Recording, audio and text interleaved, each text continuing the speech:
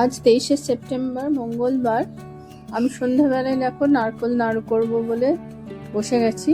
তো নিয়েছি দুটো নারকেল, এখানে আছে কাটারি, একটা কুর্নি, আর আছে ক্ষীর, মানে যেটা আমরা চাচি বলি।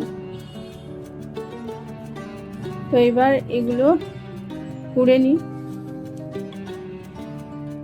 নারকেল ভেঙে ফেলেছি, জল একটু বেরিয়েছে, বাকিটা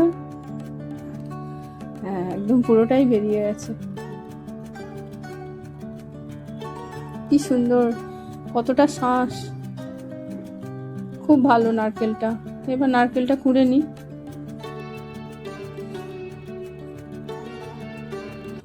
এই নারকেল কুড়তে অনেকটা সময় লেগে যায়।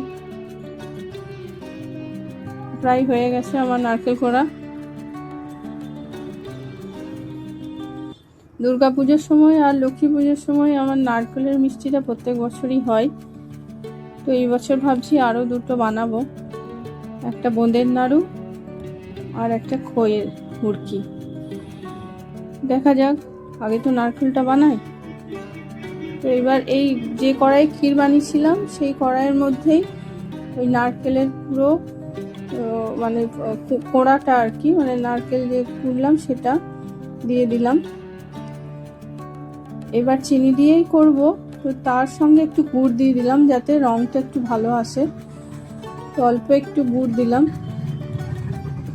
এবার পুরোটা ভালো করে মাখিয়ে নেব। এবার এর মধ্যে দেব চিনি। চিনিটা দিয়ে ভালো করে চটকে চটকে মাখিয়ে নেব। দুটো নারকেল, এবার তার মধ্যে দিচ্ছি আমি প্রায় 300 গ্রাম মতো চিনি, আর একটু গুড়, আর একটু ক্ষীর। একটু নয়, অনেকটাই ক্ষীর। এই যে মাখাটা হয়েছে না, মানে দারুণ খেতে হয়েছে। দুষ্টুকে বললাম একটু খেয়ে দেখতো, ও তো বলছে যে এইরকমই রেখে দাও, আর নাড়ু করতে হবে না। তো আমি গ্যাস ওভেনে বসিয়ে দিয়েছি, এবার এটা আস্তে আস্তে গরম করব।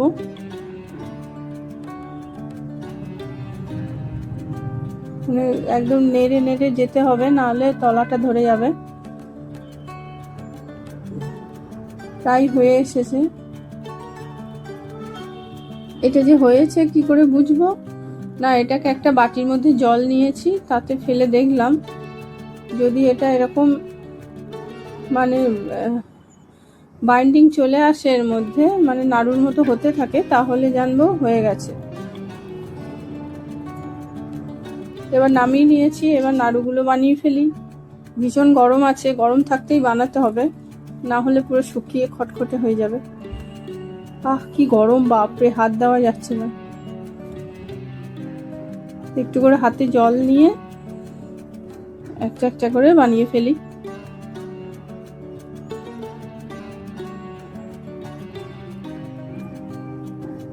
কি সুন্দর হয়ে গেছে গোল গোল।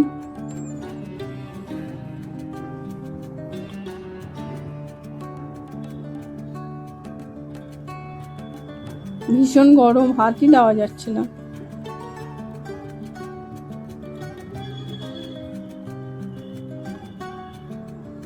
আর হাতের মধ্যে একদম চিপকে যায়।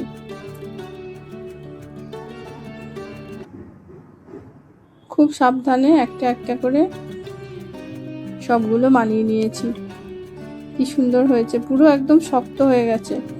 আর একটু নরম হলে ভালো হতো, তো দেখলাম পুরো শক্তই হয়ে গেছে। আমি যেভাবে বানালাম এইভাবে তোমরা বানিয়ে দেখো, ভালোই হবে। আজ তাহলে আসি, দেখা হবে আবার একটা নাড়ুর রেসিপি নিয়ে। সবাই ভালো থেকো, টাটা।